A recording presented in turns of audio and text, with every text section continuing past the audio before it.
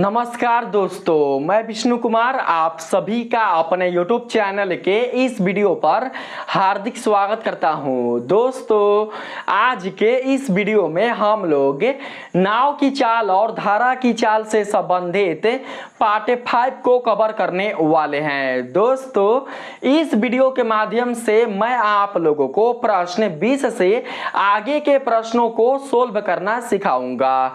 दोस्तों, मैंने आप लोगों को बार बार यह बताया है कि नाव की चाल और धारा की चाल से संबंधित हर एक प्रश्न आप लोगों के लिए बहुत ही महत्वपूर्ण है। यदि आप लोग किसी कॉम्पिटिटिव एग्जाम की तैयारी कर रहे हैं तो इसलिए दोस्तों मेरे वीडियो में बताए गए नाव की चाल और धारा की चाल से संबंधित किसी भी प्रश्न और उसके सॉल्यूशन को देखना और समझना नहीं भूलिएगा। तो आइए बिना देर किए स्टार्ट करते हैं अपने आज के इस वीडियो क्लासेज को। दोस्तों, 21 नंबर जो सवाल है वो आप लोगों के सामने दिखाई दे रहा होगा। हम लोग 21 नंबर सवाल को अच्छे से पढ़कर उसे समझने का प्रयास करते हैं कि आखिरकार 21 नंबर सवाल में क्या कहा गया है। ठीक है दोस्तों, 21 नंबर सवाल में कहा जा रहा है, नदी के एक छोर पर बिंदु ए पर एक नाव में बैठा आदमी नदी के उस पार विपरीत बिंदु बी पर जाना चाहता है। वह बिंदु बी तक पहुंचने के लिए बिंदु ए से नदी के प्रवाह की लंबवत दिशा में नाव चलाना शुरू कर देता है, लेकिन नदी के प्रवाह के कारण बिंदु सी पर पहुंच जाता है जो बिंदु बी के दाईं ओर कहीं है। बिंदु सी से वह फिर से विपरीत दिशा में नदी के प्रवाह की लंबवत दिशा में आने लगता है और एक बिंदु डी पर पहुंचता है। डी और ए के बीच की दूरी 42 मीटर है और शांत पानी में नाव की गति और धारा की गति का अनुपात 7:3 है। नदी की चौड़ाई क्या है यही आप लोगों को बतानी है। ठीक है दोस्तों, सबसे पहले हम लोग एक नदी को ड्रॉ करते हैं। ठीक है, नदी के अनुसार ही मैं आप लोगों को बताता हूं कि इस क्वेश्चन के कथन में क्या कहा गया है। ठीक है, कथन पर दोस्तों नहीं जाना है। कथन चाहे कितना भी लंबा हो, इससे आप लोगों को बिल्कुल भी डरना नहीं है। हम लोग क्वेश्चन में बताए गए कथन को तोड़ तोड़कर बारी बारी से समझने का प्रयास करेंगे। ठीक है, तो समझिएगा, यहां पर हम एक नदी ड्रॉ कर लेते हैं। ठीक है दोस्तों, हाई हो जाएगा दूगो नदी का किनारा। ये क्या हो गया, ई दोनों के दोनों क्या है, ये दोनों के दोनों नदी के किनारे हैं। ठीक है, और बीच में पानी है। बीच में क्या है, पानी है। अभी आप लोग बिल्कुल भी धारा को मत इंडिकेट कीजिएगा कि जो धारा है वो किस तरफ है, इस तरफ है या फिर इस तरफ है। हमें धारा को इंडिकेट करना है क्वेश्चन के अनुसार। ठीक दोस्तों, क्वेश्चन में कहा गया है, नदी के एक छोर पर बिंदु ए पर एक नाव में बैठा आदमी। मानकर चलते हैं दोस्तों कि जो नदी का एक छोर है वो है ई और जो दूसरा छोर है वो है ई। मतलब हाई वाला छोर पहला है और हाई वाला छोर दूसरा है। छोर का मतलब किनारा ही होता है। ठीक है दोस्तों, हम क्या करते हैं कि इस छोर के किसी स्थान को ए बिंदु मान लेते हैं। ठीक है दोस्तों, इसी स्थान को आप लोग बिंदु ए मान लीजिए। यह जो स्थान है ना, इसी को हम बिंदु ए माने लेते हैं। ठीक है, और यह क्या करता है, जो नाविक है वो क्या करता है कि नदी के दूसरी छोर के ओर बिंदु बी पर जाना चाहता है। तो देखना यह है भाई कि नदी के दूसरी छोर पर बिंदु बी कहाँ होगा, ए के सामने होगा या ए के दाईं ओर होगा या फिर ए के बाईं ओर होगा। ठीक है, तो दोस्तों देखिए, कहा गया है क्वेश्चन में, बैठा आदमी नदी के उस पार विपरीत बिंदु बी पर जाना चाहता है। वह बिंदु बी तक पहुंचने के लिए विपरीत बिंदु बोला है। विपरीत बिंदु कहने का मतलब है कि जो बिंदु बी है वो ए के सामने ही है लेकिन दूसरे छोर पर। हम यहाँ पर बिंदु बी ले लेते हैं।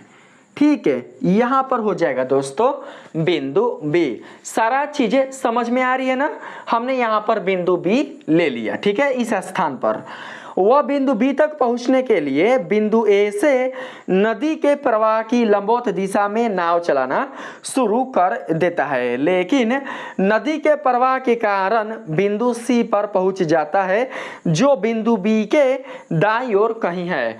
दोस्तों जो बिंदु सी है ना वो कहाँ है, वो बिंदु बी के दाईं ओर है। हाई दिशा हो जाएगा बिंदु बी के बाईं ओर और हाई दिशा हो जाएगा बिंदु बी के दाईं ओर। लेकिन क्वेश्चन में कहा गया है कि जो बिंदु सी है वो बिंदु बी के दाईं ओर है। तो दोस्तों हम क्या करते हैं कि यहाँ पर बिंदु सी मान लेते हैं, ठीक है। देखिए यहाँ पर हम बिंदु सी मान लेते हैं। दोस्तों नाविक अपने नाव के माध्यम से बिंदु ए से बिंदु बी तक पहुंचना चाहता है। कहाँ तक पहुंचना चाहता है भैया, तो बी तक पहुंचना चाहता है, यानी कि वह लंबवत दूरी तय करना चाहता है जिससे कि वो दोस्तों बिंदु ए से बिंदु बी तक पहुंच जाए। लेकिन धारा का प्रवाह दाएं दिशा में होने के कारण, धारा का प्रवाह दाईं ओर होने के कारण नाविक का जो नाव है वो दोस्तों बिंदु बी से बिंदु सी तक चला आता है। कहाँ तक, तो बिंदु सी तक, ठीक है, बिंदु सी तक चला आता है। ठीक है दोस्तों, अब देखिए आगे समझने का प्रयास कीजिएगा। देखिए बी सी जो दूरी है ना, बी से लेकर जो सी वाला दूरी है, यही दोस्तों दूरी धारा द्वारा तय की गई दूरी है। बिंदु बी से बिंदु सी तक जो नाव गया हुआ है वो दोस्तों खुद से नहीं गया है, बल्कि धारा के कारण गया है। धारा के प्रवाह के बल के कारण बिंदु बी से सी तक गया हुआ है। अगर नाव खुद के बस में रहता नाविक के, तो दोस्तों वो बिंदु ए से बिंदु बी तक पहुंच जाता, लेकिन नाविक का जो नाव है वो तो उसके बस में है नहीं, वो तो धारा के बस में है। इसलिए नाविक का जो नाव है वो बिंदु बी से बिंदु सी तक चला आया है। इसलिए आप लोग यह समझ कर रखिएगा कि बिंदु बी से बिंदु सी तक जो दूरी तय की गई है यह दोस्तों धारा के कारण तय की गई है। ठीक है, आप लोग ध्यानपूर्वक समझने का प्रयास कीजिएगा। ठीक है, आगे कहा जा रहा है बिंदु सी से वह फिर से विपरीत दिशा में नदी के प्रवाह की लंबवत दिशा में आने लगता है। लंबवत दिशा में, चलो भाई मानकर चलते हैं कि यह दोस्तों लंबवत दिशा में आ रहा है। ठीक है, लंबवत दिशा में, और बिंदु सी से वो लंबवत दिशा में दूरी तय करते हुए बिंदु एम पर पहुंचना चाहता है, लेकिन बिंदु एम पर नहीं पहुंच पाएगा क्योंकि धारा का प्रवाह बिल्कुल भी रुका हुआ नहीं है। धारा का प्रवाह क्या है दोस्तों, जारी है। जितना दोस्तों दूरी, जितना दोस्तों विस्थापन उसने यहाँ पर किया है उतना ही विस्थापन दोस्तों यहाँ पर भी करेगा। नाविक आना चाहता है बिंदु सी से बिंदु एम पर, लेकिन धारा नहीं जाने देगा बिंदु सी से बिंदु एम तक। दोस्तों इसमें कहा गया है, देख सकते हैं, और एक बिंदु डी पर पहुंचता है। डी और ए के बीच की दूरी 42 मीटर है। बिंदु डी पर पहुंचता है, तो दोस्तों जो बिंदु डी होगा ना वो जानते कहाँ होगा, वो होगा बिंदु एम से दाईं ओर। देखिए ये डिस्टेंस मानकर चलते हैं दोस्तों डी है। मान लेते हैं कि ए से लेकर एम तक का जो डिस्टेंस है वो डी है, तो दोस्तों इतना ही डिस्टेंस पर अगला जो बिंदु मिलेगा वो डी बिंदु मिलेगा, जहां पर नाविक का नाव चला आ रहा है। अब आप लोग बोलिएगा कि यहाँ पर बिंदु डी आखिर क्यों मिलेगा, इतना ही डिस्टेंस पर बिंदु डी क्यों आएगा, ये आप लोगों का कहीं ना कहीं मन में सवाल होगा। तो मैं आप लोगों को बताता हूँ, बिल्कुल भी आप लोग टेंशन मत लीजिए। ठीक है, हमने यहाँ पर मिला दिया। ठीक है दोस्तों, देखिए धारा का दोस्तों प्रवाह नदी में हो रहा है तो कहीं ना कहीं धारा की कोई ना कोई चाल होगी। आज जो धारा का दोस्तों चाल होगी वो तो दोस्तों अचर होगी, यानी कि एक समान होगी। ऐसा थोड़ी ना है कि जो धारा की चाल है वो बदल रही है। जब दोस्तों धारा की चाल एक समान है तो कहीं ना कहीं जो धारा है वो दोस्तों समान ही न दूरी तय करेगी। बताइए, कोई भी वस्तु अगर एक समान चाल से चलेगा तो उसके द्वारा तय की गई दूरी एक समान ही न होगी। अगर धारा नाविक के नाव को बिंदु बी से बिंदु सी तक विस्थापित कर रहा है तो दोस्तों आगे भी क्या करेगा कि उसे इतना ही दूरी तक आगे भी विस्थापित करेगा। जब धारा का चाल एक समान है तो धारा द्वारा नाविक के नाव को विस्थापन किया गया जो दूरी है वो भी दोस्तों एक समान ही होगी। यानी कि ए से लेकर एम तक की अगर दूरी डी है तो एम से लेकर डी तक भी दूरी डी ही होगी। बात आ रही है समझ में? धारा का चाल समान है इसलिए धारा द्वारा तय किया गया विस्थापन भी समान होगा, अर्थात दूरी भी समान होगा। किसी को कोई भी दिक्कत तो भाई नहीं है, ठीक है? आप लोगों को सारा चीजें समझ में आ रही होगी जो मैं आप लोगों को बता रहा हूं। ठीक दोस्तों, देख सकते हैं क्वेश्चन में आगे कहा गया है डी और ए के बीच की दूरी 42 मीटर है। यानी कि डी से लेके ए तक की जो दूरी है वो कितना है? वो दोस्तों 42 मीटर है। कितना है? 42 मीटर है। तो दोस्तों 42 मीटर किसके बराबर होगा बताओ तो? 42 मीटर बराबर हो जाएगा 2D के। 2D के बराबर हो जाएगा। हाई डी दोनों को जोड़ देंगे तो हमें 42 मीटर मिल जाएगा। अगर हमें डी निकालना हो तो डी कितना मिलेगा भैया? तो डी 21 मीटर मिल जाएगा। यानी कि ए से लेकर एम तक की जो दूरी है वो 21 मीटर है। इसी प्रकार से एम से लेकर डी तक की जो दूरी है वो भी 21 मीटर होगी। ठीक है, यहां पर भी 21 मीटर ही होगी। देख सकते हैं दोस्तों यह आयत है ए एम सी बी, एक प्रकार का आयत है। अगर ए एम 21 मीटर है तो दोस्तों बी सी भी 21 मीटर ही होगी। हमें बताना है ए बी की लंबाई। ए बी की लंबाई ही इस नदी की चौड़ाई होगी। ठीक है दोस्तों, क्वेश्चन में देख सकते हैं क्या कहा गया है। क्वेश्चन में दोस्तों कहा गया है, यहां पर देख सकते हैं शांत पानी में नाव की गति, मानकर चलते हैं शांत पानी में नाव की गति x किलोमीटर पर घंटा है और धारा की गति y किलोमीटर पर घंटा है।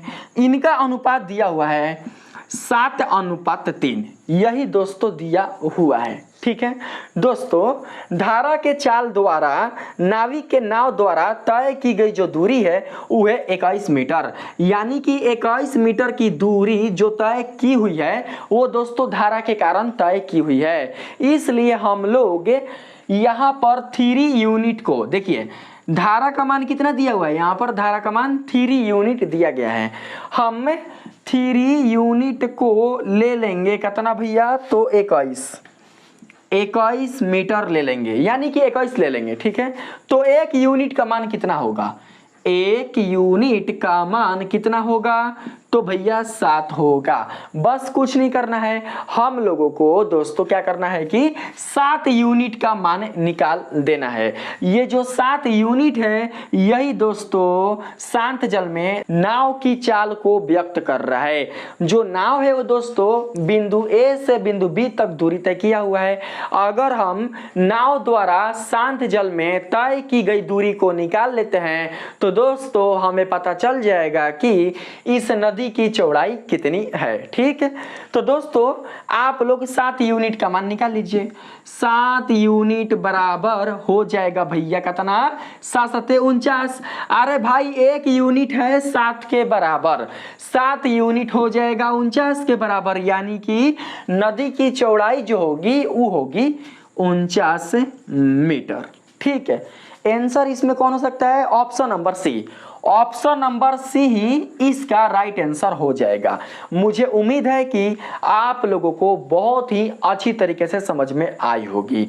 अब बात करते हैं अपने अगले नंबर प्रश्न पर। ठीक है, 22 नंबर सवाल में कहा जा रहा है, बोट ए शांत पानी में 12 किलोमीटर प्रति घंटे की गति के साथ एक नदी में निश्चित बिंदु से चलना शुरू करती है। 12 मिनट के बाद बोट बी ने बोट ए को पकड़ने के लिए उसी बिंदु से चलना शुरू किया। दोनों धारा के विपरीत दिशा में बढ़ रही हैं और धारा की गति 2 किलोमीटर प्रति घंटा है। बोट बी 6 किलोमीटर तक पीछा करने के बाद बोट ए को पकड़ती है। बोट बी की गति क्या है, यही आप लोगों को बतानी है। ठीक है दोस्तों, देखिए यहाँ पर क्वेश्चन में कहा गया हुआ है, बोट ए शांत पानी में 12 किलोमीटर प्रति घंटे की गति के साथ एक नदी में निश्चित बिंदु से चलना शुरू करती है। दोस्तों, शांत जल में बोट ए की जो चाल है वो दिया हुआ है, कितना, तो भैया दिया हुआ है 12 किलोमीटर पर घंटा। मानकर चलते हैं शांत जल में बोट ए की जो चाल है वो है ए, जिसका मान दिया हुआ है 12 किलोमीटर पर घंटा। लेकिन बिल्कुल भी इस क्वेश्चन में बोट बी का शांत जल में चाल नहीं दिया हुआ है जो हमें बतानी है। तो दोस्तों हम क्या करते हैं, हम मान लेते हैं कि शांत जल में बोट बी का जो चाल है वो है बी, छोटा बी मानकर चलते हैं। ठीक दोस्तों, एक निश्चित बिंदु से चलना शुरू करती है, तो हम मानकर चलते हैं कि दोस्तों जो निश्चित बिंदु है वो है ए। ठीक है, और जहां तक दोस्तों उसने दूरी तय किया हुआ है उस बिंदु को हम लोग मान लेते हैं बी। ठीक है, बिंदु ए से बिंदु बी तक की हमने दूरी ले लिया है। कहा जा रहा है 12 मिनट के बाद बोट बी ने बोट ए को पकड़ने के लिए उसी बिंदु से चलना शुरू किया। दोनों धारा के विपरीत दिशा में बढ़ रही है और धारा की गति 2 किलोमीटर प्रति घंटा है। बोट बी 6 किलोमीटर तक पीछा करने के बाद बोट ए को पकड़ती है। इसका मतलब ये हुआ कि जो बोट ए है उसने 6 किलोमीटर की दूरी तय कर लिया है। कितना किलोमीटर, तो 6 किलोमीटर। ठीक है दोस्तों, अगर बोट ए बिंदु ए से बिंदु बी तक 6 किलोमीटर की दूरी तय किया हुआ है तो कहीं ना कहीं ए बी का जो डिस्टेंस होगा वो दोस्तों 6 किलोमीटर हो जाएगा। हम यहाँ पर 6 किलोमीटर ले लेते हैं। ठीक है, और बिंदु ए से बिंदु बी की ओर धारा का जो प्रवाह है वो दोस्तों कैसा है बताइए, तो बिंदु ए से बिंदु बी की ओर धारा का जो प्रवाह है वो दोस्तों उल्टा है, उल्टा, यानी कि धारा जो है वो बिंदु बी से बिंदु ए की ओर है, ना कि बिंदु ए से बिंदु बी की ओर है। ठीक है, क्योंकि जो दोनों को दोनों जो नाव है वो दोस्तों धारा के विपरीत दिशा में आगे बढ़ रहे हैं, इसलिए कहीं ना कहीं धारा का जो प्रवाह होगा वो बिंदु बी से बिंदु ए की ओर होगा। ठीक, आप लोगों को समझ में सारा चीज आ रही होगी। ठीक है, तो दोस्तों हम क्या करते हैं कि बोट ए द्वारा 6 किलोमीटर की दूरी तय करने में लगने वाले समय को निकाल लेते हैं। दोस्तों देख सकते हैं बोट ए ने बिंदु ए से बिंदु बी तक 6 किलोमीटर की दूरी तय किया हुआ है। शांत जल में बोट ए का चाल दिया हुआ है और साथ ही धारा का भी चाल दिया हुआ है। अगर हम धारा की चाल मान ले y, तो दोस्तों y बराबर आ जाएगा 2 किलोमीटर पर घंटा। 2 किलोमीटर पर घंटा धारा की चाल क्वेश्चन में दिया गया है। हम लोग धारा के विपरीत के लिए बोट ए का चाल निकाल लेंगे। धारा के विपरीत दिशा के लिए अर्थात धारा के प्रतिकूल के लिए जो चाल होगा बोट ए का वो कितना हो सकता है, वो दोस्तों 10 किलोमीटर पर घंटा हो सकता है। आप सभी जानते हैं कि धारा के प्रतिकूल के लिए नाव की चाल शांत जल में जितनी होती है उसमें से धारा की चाल घट जाती है, इसलिए हम लोग धारा की चाल को घटाकर यहां पर माने निकाल लेंगे। समय बराबर होता है भैया दूरी बटा चाल। दूरी दिया हुआ है 6 किलोमीटर। ठीक है, चाल नीचे आ जाएगा 10 किलोमीटर पर घंटा। समय निकल कर आ जाएगा 0.6 घंटा। ठीक है, इतना दोस्तों हम लोगों ने निकाल लिया। अब बात करते हैं बोट बी पर। ठीक है दोस्तों क्वेश्चन में कहा गया है 12 मिनट के बाद बोट बी ने बोट ए को पकड़ने के लिए उसी बिंदु से चलना शुरू किया। अर्थात जो बोट बी है वो दोस्तों बिंदु ए से ही चलना शुरू किया, इसलिए बोट बी का जो दोस्तों चाल होगा वो दोस्तों कहीं ना कहीं b-2 किलोमीटर पर घंटा होगा। क्यों? क्योंकि हमने बोट बी का चाल माना हुआ है शांत जल में बी और धारा की चाल है 2, तो विपरीत दिशा के लिए b-2 हो जाएगा। ठीक है दोस्तों, अगर हम समय निकालना चाहें तो समय कैसे निकलेगा? समय बराबर होता है दूरी बटा चाल। दूरी है 6 किलोमीटर, चाल हो जाएगा b-2। ठीक है, b-2। 12 मिनट बाद न पकड़ रहा है भैया, तो हम क्या करेंगे यहाँ पर t+12 डाल देंगे। चूंकि मिनट में है हम मिनट को घंटा में चेंज कर लेंगे। 12 को 60 से भाग दीजिए, 6 दूनी के 12 और 6 दहिया 60 है, आ जाएगा 0.2। यहाँ पर लिख लेंगे 0.2। ठीक है, अब जरा देखिएगा जो हमने यहाँ पर प्लस का चिन्ह लगाया हुआ है, क्या यह वास्तव में सही है? ध्यान दीजिएगा दोस्तों, यह वास्तव में बिल्कुल भी सही नहीं है। देखिए जो बोट ए है वो दोस्तों 6 किलोमीटर की दूरी टी समय में तय करता है। ठीक है, और 12 मिनट के बाद बोट बी बिंदु ए से चलना प्रारंभ करता है और बोट ए को पकड़ भी लेता है। इसका मतलब ये हुआ कि बोट बी में जो समय लगा होगा वो कहीं ना कहीं बोट ए से कम लगा होगा। 12 मिनट बाद चला है, इसका मतलब दोस्तों 12 मिनट क्या होगा? 12 मिनट घट जाएगा। किसमें से? तो दोस्तों बोट ए द्वारा लिए गए समय में से, यानी कि जो बोट बी है उसने कम समय में ही 6 किलोमीटर की दूरी तय करके बोट ए को पकड़ लिया है। बात आ रही है समझ में? इसलिए हम लोग यहाँ पर माइनस लगा देंगे। अगर भाई पकड़ा हुआ है तो कहीं ना कहीं आप लोग समझ पा रहे होंगे कि बोट बी का जो चाल है वो दोस्तों बोट ए के चाल से अधिक है। अगर समय कम है तो इसका चाल अधिक है, चाल तो अधिक होगा ही भाई, तो इसलिए हम लोग ऐसा बना लेंगे। ठीक है, देखिए अब हम क्या करेंगे भैया, टी के स्थान पर 0.6 को रख लेंगे। टी बराबर आया है ना 0.6, यहां पर हम 0.6 को रख लेंगे। क्वेश्चन में जान बिल्कुल भी नहीं है, लेकिन सबसे बड़ी चीज है समझना। अगर दोस्तों आप लोग फुल कॉन्सेप्ट के साथ इसे समझ जाते हैं तो आप लोग ऐसे क्वेश्चन को सोल्व करने में बिल्कुल भी गलती नहीं कर सकते हैं। बहुत सारे बच्चे क्या करते हैं कि यहाँ पर प्लस चिन्ह का प्रयोग कर देते हैं। उन्हें यह लगता है कि 12 मिनट बाद चला है, इसका मतलब समय ज्यादा लगा है, ज्यादा के लिए प्लस का चिन्ह लगा देते हैं, जिसके कारण उनका जो क्वेश्चन का आंसर होता है वो रॉन्ग हो जाता है। ऐसा काम बिल्कुल भी नहीं करना है। क्वेश्चन में बताए गए कथन को अच्छी तरीके से पढ़कर ही हमें क्वेश्चन को सोल्व करना है। ठीक है, तो घटाएंगे दोस्तों, घटाएंगे भैया तो मिल जाएगा 0.4 बराबर में हो जाएगा 6/b-2। ठीक है, गुणा कर देंगे, गुणा करेंगे तो भैया क्या मिल सकता है बताइए तो? दोस्तों गुणा करेंगे तो मिल जाएगा 0.4b-4 दूनी के 8, 0.8 बराबर 6। ठीक है, अब हम क्या करते हैं, माइनस को उधर लेकर चले आते हैं। ठीक है, तो यहाँ पर हो जाएगा 6.8 हो जाएगा ना। b बराबर कितना होगा बताओ? b बराबर हो जाएगा 6.8 बटा में 0.4। देख सकते हैं आप लोग, दशमलव के बाद एक अंक है ऊपर में और नीचे भी दशमलव के बाद एक ही अंक है, इसलिए सिंपल कटा देंगे। कट जाएगा यहाँ पर 4 एकम 4, 4 सते 28। तो दोस्तों b बराबर आ जाएगा 17 किलोमीटर पर घंटा। ठीक है, शांत जल में बोट बी की जो चाल होगी वो होगी 17 किलोमीटर पर घंटा। Option number B right answer हो जाएगा। आप लोग टिकअप कर लीजिएगा। ठीक है, बात करते हैं अगले नंबर प्रश्न पर। 23 नंबर सवाल में बताया जा रहा है, एक नाव नदी के प्रवाह के साथ जाती है और 40 मिनट में नदी के एक निश्चित बिंदु पर पहुंच जाती है। वहां से वो वापस मुड़ जाती है और शुरुआती बिंदु तक पहुंचने के लिए नदी के प्रवाह के विपरीत में चलती है।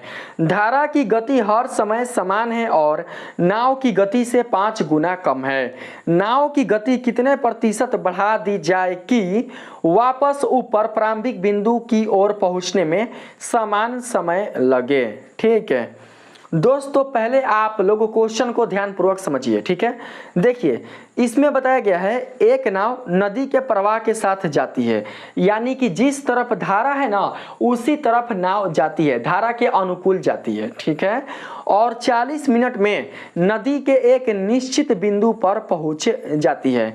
मानकर चलते हैं दोस्तों कि कोई एक नाव बिंदु ए से चलना प्रारंभ करती है और 40 मिनट के बाद बिंदु बी पर पहुंच जाती है। कहां पर? बिंदु बी पर। दोस्तों यहां पर जो दूरी है वो हम मानकर चलते हैं डी है।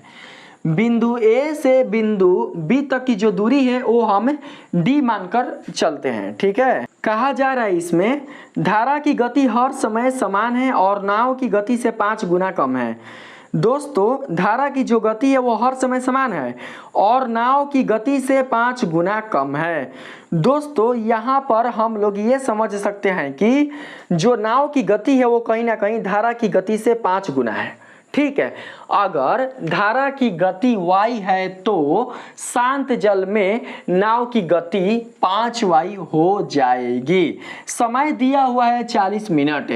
40 मिनट को कन्वर्ट कर लेंगे घंटा में, कहाँ से भाग देकर? तो 60 से भाग देकर आ जाएगा भैया कितना? 2 दूनी के 4 2 3 6 2 आ बटा में 3। हम यहाँ पर निकाल लेंगे समय को। ठीक है, समय बराबर क्या होता है भैया? समय बराबर होता है दूरी आ बटा में चाल। समय है 2/3, यहाँ पर 2/3 लिख लेते हैं। ठीक है, डिस्टेंस पता नहीं है, छोड़ दीजिए, डिस्टेंस को यहाँ पर रख देंगे और चाल के स्थान पर क्या आ जाएगा भैया? तो चाल के स्थान पर 6y आ जाएगा। बोलिए आ सकता है? जब नाव धारा के अनुकूल गति कर रही है तो धारा की चाल के साथ शांत जल में नाव की चाल ऐड हो जाएगी तो टोटल मान 6y ना आएगा। आ सकता है ना? तो दोस्तों इसे हम लोग यहाँ पर समीकरण 1 मान लेते हैं। ठीक है, फिर आगे बताया जा रहा है नाव की गति कितने प्रतिशत बढ़ा दी जाए कि वापस प्रारंभिक बिंदु की ओर पहुंचने में समान समय लगे। ठीक है, यानी कि बिंदु बी से बिंदु ए तक पहुंचने में इतना ही समय लगे। दोस्तों यह समय नाव को बिंदु ए से बिंदु बी तक पहुंचने में लगा हुआ है। क्वेश्चन में कहा गया है कि नाव की चाल कितनी बढ़ा दिया जाए कि बिंदु बी से बिंदु ए तक पहुंचने में भी इतना ही समय लगे। दोस्तों शांत जल में नाव की जो चाल है वो कितनी है? वो है दोस्तों 5y। कितनी है? 5y है। हम क्या करते हैं दोस्तों, मानकर चलते हैं कि 5y में अगर चाल s बढ़ा दी जाती है तो समय जो है वो 2/3 लगता है। ठीक है, हम यहाँ पर समय लेकर चलते हैं 2/3 ही। देखिए हम यहाँ पर समय ले लेते हैं 2/3। समय बराबर होता है दूरी बटा चाल। दूरी तो वही हो जाएगा d। ठीक है, चाल क्या हो सकता है बताइए? तो भैया चाल के लिए हमें सबसे पहले इसको अच्छे से हमें एक्सप्लेन करना होगा आप लोगों के लिए। देखिए हम इसको ऐसे लिख सकते हैं 5y प्लस 5y का s%। अरे जितना भी परसेंट चाल बढ़ाएंगे तो 5y का ही ना बढ़ाएंगे, बताइए। तो हम यहाँ पर लिख लेंगे 5y प्लस 5y का s%, यानी कि 5y का s% बढ़ाने पर जो नाव की चाल है वो बढ़ जाती है, जिससे समय 2/3 हो जाता है। तो दोस्तों यहाँ पर चाल क्या हो सकता है? देखिएगा, ध्यान रखिएगा, अब की बार जो नाव है वो धारा के अनुकूल नहीं जा रहा है बल्कि धारा के प्रतिकूल जा रहा है। धारा के प्रतिकूल के लिए हाथना में से क्या होगा? हाथना में से धारा की चाल घटेगा। धारा की चाल है y, तो भैया इसको ऐसे लिख सकते हैं, बताइए तो 5y प्लस 5y का s% है, यानी कि हम ऐसे लिख सकते हैं 5y गुना s बटा में 100 कट जाएगा तो हो हो जाएगा 20 नीचे में, और s को y से गुणा कर देंगे तो दोस्तों हो जाएगा 5y प्लस एस वाई बटा में 20। ठीक है, माइनस क्या हो जाएगा तो y हो जाएगा, बस यही हो जाएगा। बुझा गया ना आप लोगों को अच्छे से? आगे सोल्व करते हैं दोस्तों। आप लोग अभी इसको ऐसे ही छोड़ दीजिए, 2/3 आप बराबर डी आप बटा में क्या है 5y प्लस 5y का s परसेंट है, 5y प्लस 5y का s परसेंट माइनस y। अभी ऐसे ही दोस्तों आप लोग रहने दीजिए, इसको बिल्कुल भी मत लिखिए। अभी हम इसको लेकर बिल्कुल भी नहीं चलेंगे, नहीं तो जानते हैं कैलकुलेशन काफ़ी लंबा हो जाएगा, इसको लेकर हम नहीं चलते हैं। ठीक है, इसी को लेकर चलते हैं आगे। देखिएगा क्या हो सकता है, तो हो सकता है 2/3 बराबर में, बाबू यहाँ पर देख सकते हैं है समीकरण 1 है तो इसे आप लोग समीकरण 2 मान लीजिए। समीकरण 1 और समीकरण 2 का जो LHS पक्ष है वो आपस में बराबर है, इसलिए हम लोग इनका RHS पक्ष भी आपस में बराबर कर देंगे। दोस्तों समीकरण 1 का RHS पक्ष d बटा में 6y हो जाएगा। समीकरण 2 का RHS पक्ष d बटा में, यहाँ पर देखिए तो y है, सब में कॉमन है, y है ना, तो y को बाहर निकालिए, y बाहर निकल जाएगा, अंदर में बच जाएगा 5 प्लस 5 का s परसेंट, यानी कि 5 गुना s परसेंट माइनस हो जाएगा 1। बस ऐसे बात आ रही है समझ में।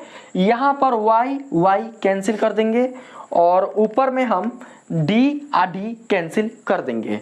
ठीक है, ऊपर में अब केवल बच गया 1 ठीक है, तो हम क्या करते हैं कि दोस्तों इसको पलट देते हैं ऊपर की ओर। ऊपर पलटेंगे तो हो जाएगा कितना 6 बराबर, इसको पलटेंगे तो हो जाएगा 5 प्लस 5 गुना s बटा में 100 माइनस 1।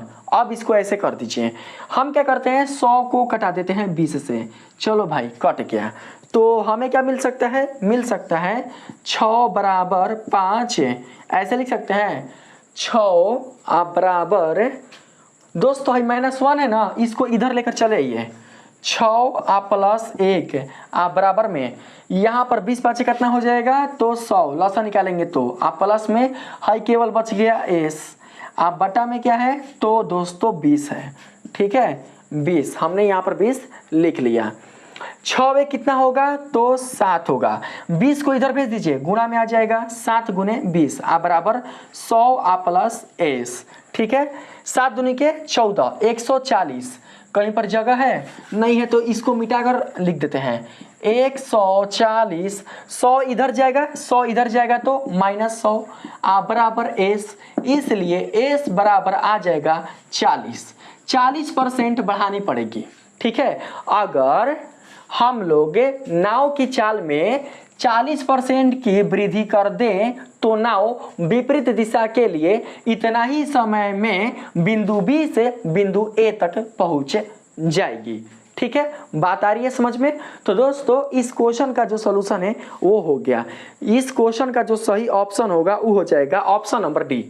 आप लोग समझ कर रखिएगा, ऑप्शन नंबर डी। बात करते हैं अगले नंबर प्रश्न पर। 24 नंबर सवाल में कहा जा रहा है एक नाव एक बिंदु से चलना शुरू होती है और धारा के विपरीत कुछ दूरी तक जाती है और धारा के साथ अपनी प्रारंभिक स्थिति में वापस 4 घंटे में लौटती है और धारा के विपरीत यात्रा के लिए लिया गया समय धारा के साथ यात्रा के लिए गए समय से 2 घंटे अधिक है।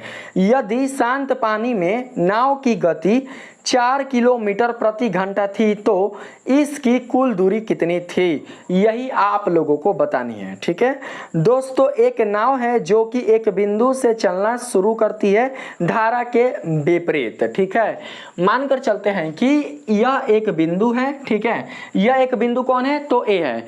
मानकर चलते हैं कि जो नाव है वह बिंदु ए से बिंदु बी की ओर धारा के विपरीत दिशा में चलना शुरू करती है।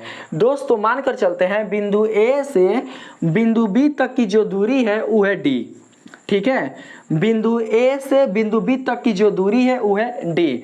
नाव जो है बिंदु ए से बिंदु बी तक धारा के विपरीत दिशा में जाती है, यानी कि कहीं ना कहीं धारा का जो प्रवाह है वो दोस्तों इस तरफ है, यानी कि बाएं से दाएं की तरफ है, ठीक है। और फिर जब नाव बिंदु बी से बिंदु ए की ओर आ रही है तो दोस्तों बिंदु ए से बिंदु बी तक जाने में और बिंदु बी से बिंदु ए तक आने में टोटल जो समय लग रहा है वो लग रहा है 4 घंटा। टोटल समय दिया हुआ है 4 घंटा, ठीक है। आगे इसमें कहा जा रहा है धारा के विपरीत यात्रा के लिए लिया गया समय धारा के साथ यात्रा के लिए लिए गए समय से 2 घंटा अधिक है। मानकर चलते हैं दोस्तों कि धारा के साथ लिया गया जो समय है वो है टी, इसलिए धारा के विपरीत लिया गया जो समय होगा वो कहीं ना कहीं t+2 हो जाएगा। होगा ना बाबू, बता सकते हैं आप लोग कि हाँ होगा। दोस्तों टोटल समय 4 घंटा है, इसलिए हम कैपिटल टी के स्थान पर इन दोनों को रख सकते हैं। आइए रख देते हैं टी प्लस 2 बराबर 4, टी 2t, ठीक है। +2 उधर जाएगा तो घट जाएगा, कितना बचेगा तो 2 बचेगा, 2 खत्म, टी का मान निकल कर आ जाएगा 1, ठीक है। यानी कि धारा की दिशा में गति करने में नाव द्वारा लिया गया जो समय है वो है 1 घंटा और धारा के विपरीत दिशा में गति करने में नाव द्वारा लिया गया जो समय है वो है कितना, तो भाई वो है 3 घंटा। टी के स्थान पर 1 को रखेंगे तो यहाँ पर 3 घंटा निकल कर आ जाएगा। तो दोस्तों क्या करेंगे, यहाँ पर हम दोस्तों एक समीकरण तैयार करेंगे, ठीक है। समय बराबर होता है दूरी बटा चाल, ठीक है।